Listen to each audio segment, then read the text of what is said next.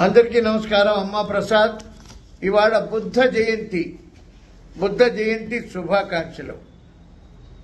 అసలు బౌద్ధ మతం అత్యంత ప్రాచీన మతం. చాలా దేశాల్లో బౌద్ధ మతం ఉంది. చైనా అంతా బౌద్ధులే, మంగోలియా, ఇలా చాలా దేశాలు, చిన్న చిన్న మన నేపాలు అన్ని బౌద్ధ మతస్థులే ఎక్కువ. మనం క్రిస్టియానిటీ ప్రపంచవ్యాప్తంగా ఉందనుకుంటాం కదా. క్రీస్తు పూర్వం 500 ఏళ్ల చరిత్ర గౌతమ బుద్ధుడి చరిత్ర.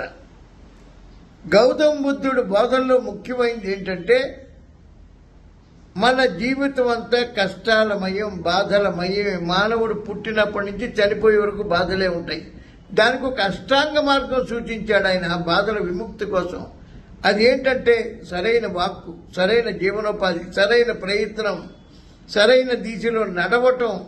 మనం ఒక రైట్ వే మార్గాన్ని కనుక ఎంచుకుంటే బాధల నుండి విముక్తి పొందవచ్చని చెప్పిన మహనీయుడు గౌతమ బుద్ధుడు.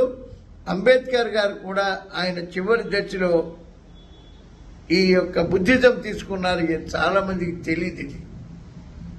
మరొకసారి మీ అందరి శ్రేయోభిలాషి బుద్ధ జయంతి శుభాకాంక్షలు తెలియజేస్తూ అమ్మ